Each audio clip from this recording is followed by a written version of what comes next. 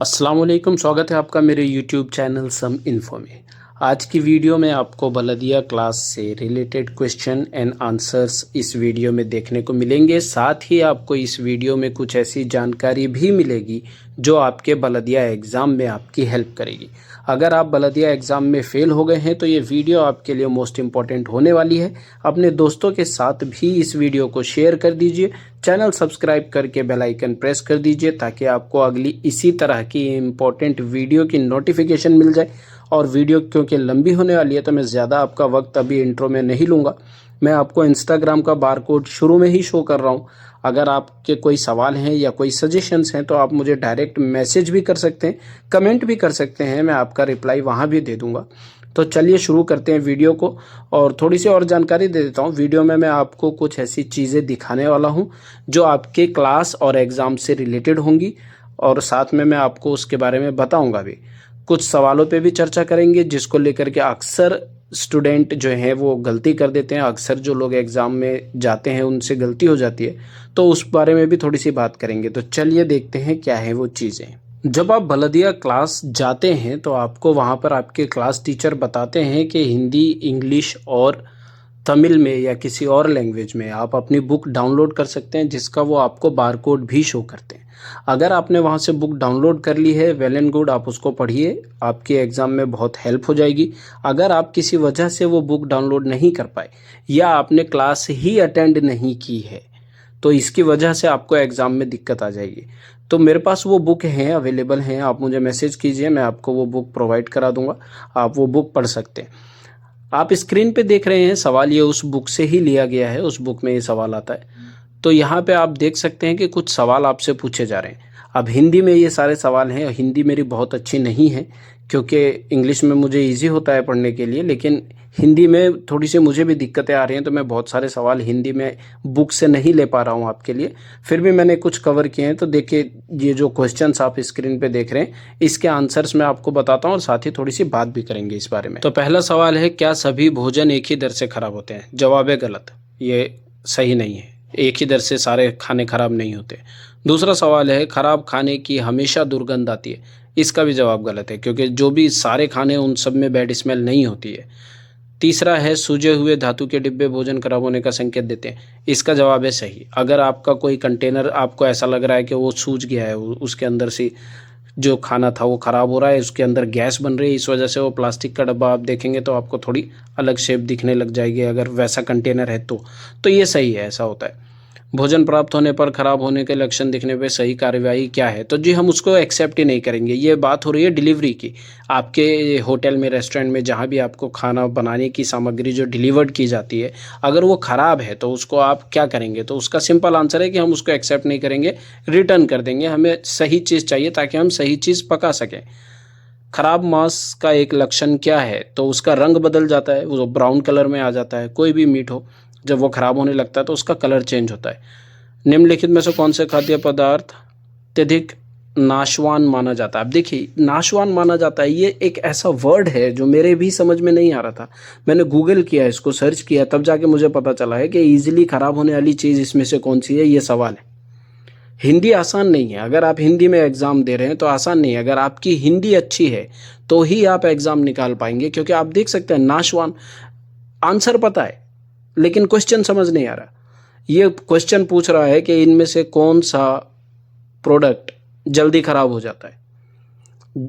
अब देखिए, यहाँ पे मैं आपको एक जानकारी दे देता हूँ, क्योंकि हो सकता है आपका सवाल कुछ और आए, ज़रूरी नहीं है यही है, कुछ और भी आ सकता है इससे रिलेटेड। तो जिस किसी चीज़ में शुगर कंटेंट ज़्यादा होता है, शुगर की मात्रा ज़्यादा होती है, चीनी ज़्यादा होती है, वो जल्दी ख़राब नहीं होता। फॉर एग्जांपल जैम को आप रूम टेम्परेचर में छोड़ सकते हैं क्योंकि उसमें शुगर ज़्यादा है, वो जल्दी ख़राब नहीं होगा। कच्चे मसाले, है ना, जैसे कच्चा चावल, कच्चे मसाले, वो जल्दी ख़राब नहीं होते, वो ड्राई आइटम है, उसके अंदर वो नहीं है, मॉइस्चर नहीं है। इस बात से एक बात याद आई कि बैक्टीरिया ग्रो करने के लिए 3 चीज़ों की ज़रूरत होती है: टेम्परेचर, मॉइस्चर और क्या था एक, टेम्परेचर, मॉइस्चर और टाइम, ये 3 चीज़ें चाहिए होती हैं बैक्टीरिया को ग्रो करने के लिए। जब बैक्टीरिया ग्रो करेगा तो ही वो चीज़ों को ख़राब करेगा।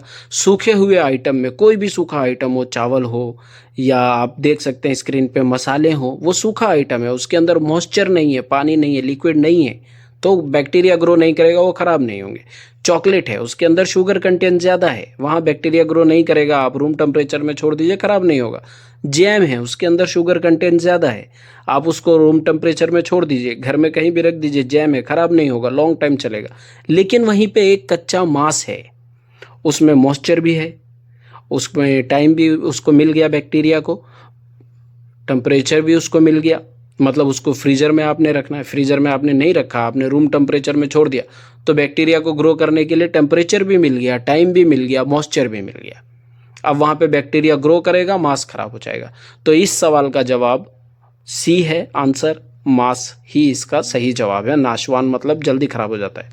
स्क्रीन पे आपको इमेज दिख रही है, इसको पढ़िए और समझिए इसको, ये आपके एग्ज़ाम में भी आ सकता है।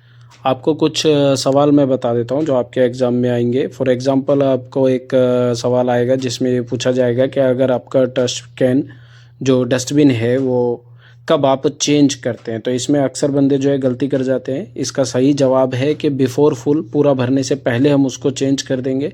वहाँ पे और भी ऑप्शंस होते हैं जिसमें ये भी लिखा होता है कि भरने के बाद चेंज करेंगे, वो गलत आंसर है, वो चूज़ नहीं करना है आपने।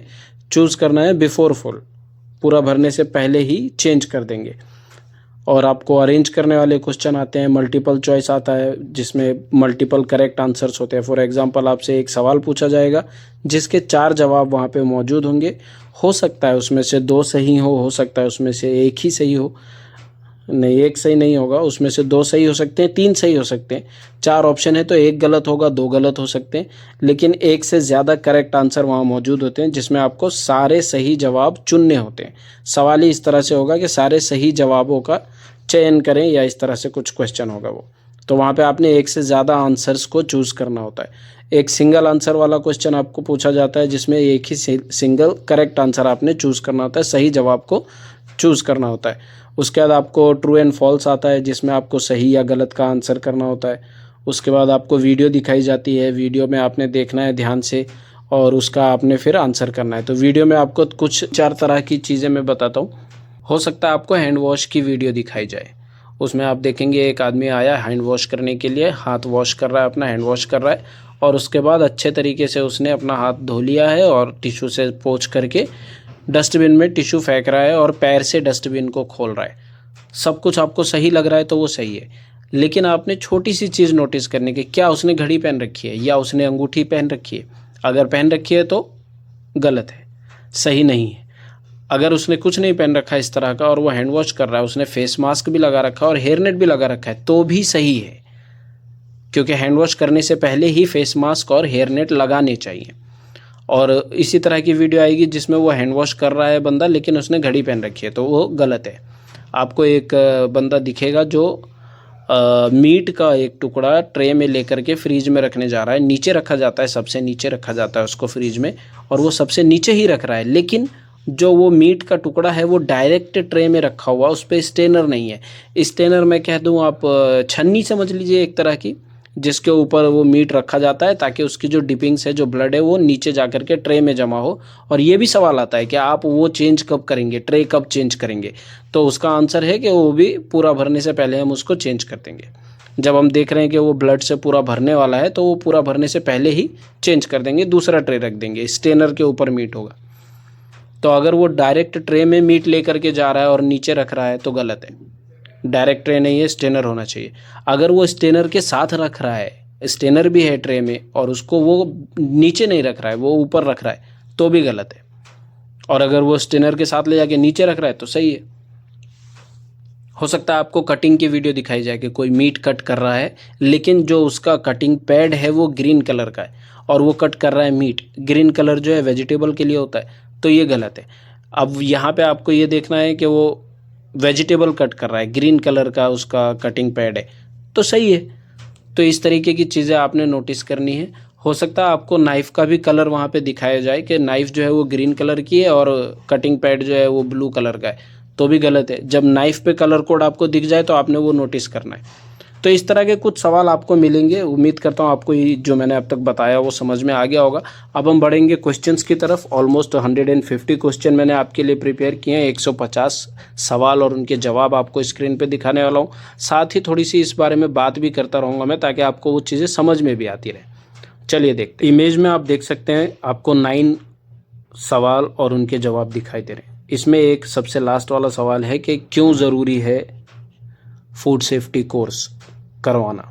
तो उसका आंसर आप देख सकते हैं, ताकि जो वहाँ काम कर रहे हैं उनको फूड सेफ्टी का प्रोसीजर सिखाया जा सके, ताकि उनको पता चल सके कि किस तरह से आप अपना और जिनके लिए आप खाना प्रिपेयर कर रहे हैं उनका ख्याल रख सकते हैं, उनके स्वास्थ्य का ध्यान रख सकते हैं। तो ये सारे सवाल आप देख लीजिए, चाहे तो स्क्रीनशॉट ले लीजिए, चाहे तो वीडियो को पॉज करके आप इसको पढ़िए। जो भी इसमें सवाल है वो आपके एग्जाम में आ भी सकते हैं और नहीं भी, लेकिन आप प्रिपेयर हो जाएंगे अगर आप पढ़ के जाएंगे। इसमें 46 नंबर का क्वेश्चन है जो पूछ रहा है कि एलर्जिक फूड का उदाहरण क्या है। तो एलर्जिक किस चीज़ों से हो सकती है, ये आपको सवाल आ सकता है। एलर्जी किन चीज़ों से हो सकती है। कुछ लोग अलग अलग तरीके की चीज़ों से लोगों को एलर्जी होती है। किसी को दूध से एलर्जी होती है, किसी को पीनट यानी मूंगफली से एलर्जी होती है, किसी को मछली से एलर्जी होती है, किसी को सॉल्ट से एलर्जी होती है, किसी को चीज़ से एलर्जी होती है। लेकिन जब ये एलर्जिक वाला आपको सवाल पूछा जाता है तो उसमें कुछ ऐसी चीज़ें हैं जिसको प्रायोरिटी दी जाती है, नंबर 1 पे रखा जाता है। जैसे मूंगफली इसका एग्जांपल है। तो इस तरह की चीज़ें आपको सवाल आ सकते हैं। उसमें आपने देखना है, जो आपको करेक्ट आंसर लगे उसका आपने चयन कर लेना है। मेरी हिंदी अच्छी हो गई है। देखिए यहाँ एक इम्पॉर्टेंट सवाल है 48 नंबर का कि फूड पॉइजनिंग कह रहा हूँ, फूड कॉन्टामिनेशन कौन से स्तर पे हो सकता है, कहाँ हो सकता है। क्या वो सिर्फ वहाँ हो सकता है जहाँ वो खाना बनाया जा रहा है, या जहाँ वो खाना रखा जा रहा है, तो कहाँ हो सकता है। तो इसका सही आंसर आपके स्क्रीन पे ही आप पढ़ सकते हैं।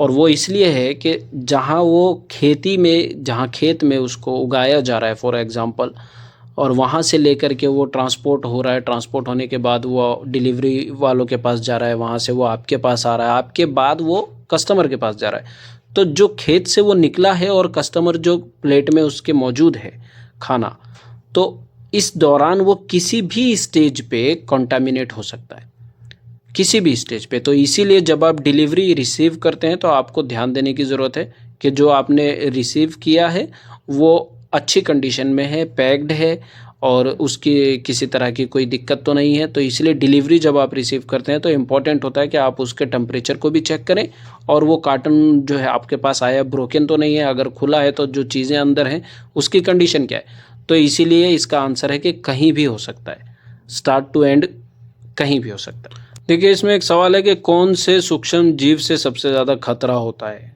खाने पीने की चीज़ों में। तो उसका आंसर है बैक्टीरिया, जो कि आप देख सकते हैं। और बैक्टीरिया ही एक ऐसी चीज़ है जो खाने को ख़राब भी करती है और अच्छा भी बना देती है। इससे एक सवाल पैदा होता है कि क्या हर तरह के बैक्टीरिया हानिकारक होते हैं। ये सवाल आएगा आपको, मुझे उम्मीद है पूरा कि ये सवाल आएगा।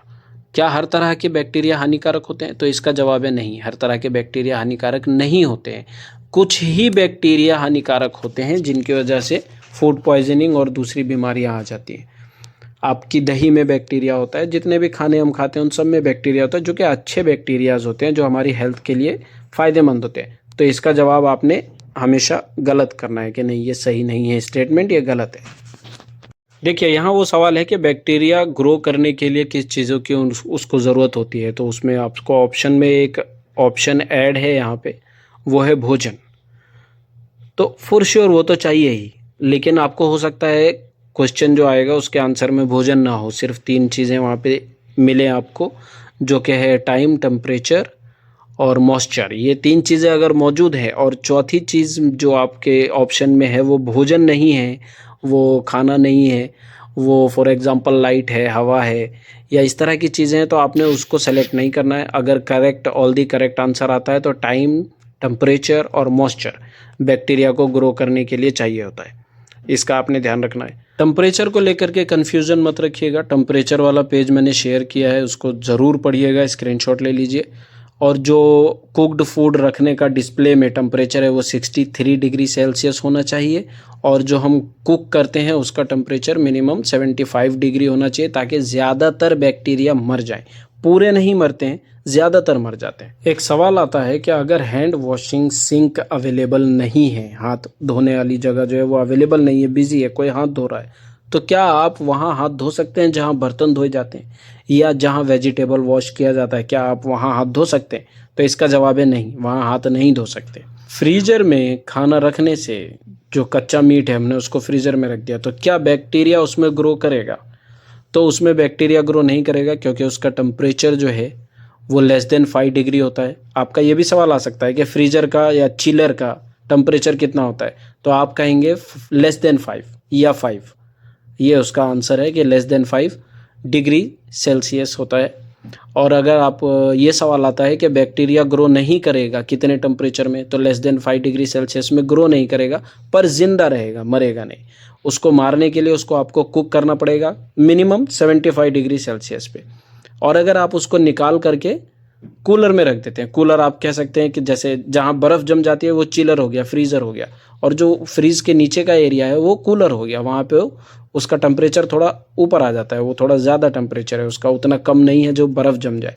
तो कूलर में जो बैक्टीरिया है वो ग्रो बहुत स्लो करता है, बहुत स्लो ग्रो करता है और ज़िंदा रहता है।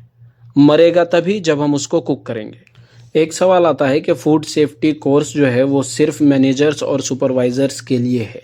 इसका जवाब है गलत, ये सही नहीं है। हर वो बंदा जो फूड हैंडलिंग करता है डायरेक्ट और इनडायरेक्ट, उनके लिए फूड सेफ्टी कोर्स कंपलसरी है, उनको करना ही चाहिए, उनको नॉलेज होनी ही चाहिए फूड हैंडलिंग की। तो ये भी आप समझ लीजिए, ये सवाल आता है। इन पिक्चर्स में आप देख सकते हैं फीफो की बात की गई है। फीफो क्या होता है? फीफो दो तरह से आप कह सकते हैं होता है, FIFO, FEFO। FEFO तो FIFO का मतलब होता है फर्स्ट इन फर्स्ट आउट, मतलब जो पहले आया है वही आप पहले यूज़ कीजिए। फॉर एग्ज़ाम्पल मेरे पास ऑलरेडी 10 केन चिकन पड़ा है, रॉ चिकन, केन में मैं कह रहा हूँ, आपको एग्जांपल दे रहा हूँ। 10 केन मेरे पास चिकन पड़ा है ऑलरेडी, और मेरे पास आज दोबारा 10 केन आए हैं। अब वो जो 10 केन मेरे पास पहले के पड़े हैं वो मुझे पहले यूज़ करने हैं, तो जो मैं नई डिलीवरी आएगी उसको पीछे रखूँगा, जो पुरानी डिलीवरी थी उसको मैं आगे कर दूंगा ताकि वो पहले यूज़ हो, और जो नई डिलीवरी आई है वो बाद में यूज़ हो। तो इसको बोलते हैं FIFO, first in first out. और एक होता है फेफो, FEFO, यानी कि फर्स्ट एक्सपायर फर्स्ट आउट। आपने डिलीवरी आज रिसीव करी, लेकिन उसकी जो एक्सपायरी डेट है वो आपके पुराने स्टॉक से पहले है, तो अगर पहले एक्सपायर हो रहा है तो वो पहले यूज़ होना चाहिए, ना कि पुरानी डिलीवरी वाला माल यूज़ करें, क्योंकि उसकी एक्सपायरी ज़्यादा है तो वो बाद में यूज़ हो सकता है। लेकिन जो अभी नया आया उसकी एक्सपायरी जल्दी है तो वो हम जल्दी यूज़ करेंगे, पहले यूज़ करेंगे।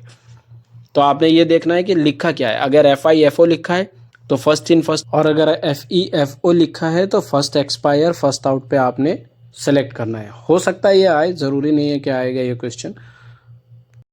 एक सवाल आपका ये आ सकता है कि अगर आपका थर्मामीटर जिससे टेम्परेचर चेक करते हैं आप, वो काम नहीं कर रहा है और आपकी बाकी की मशीनें काम कर रही हैं, तो ज़रूरी नहीं है कि हम टेम्परेचर चेक करें।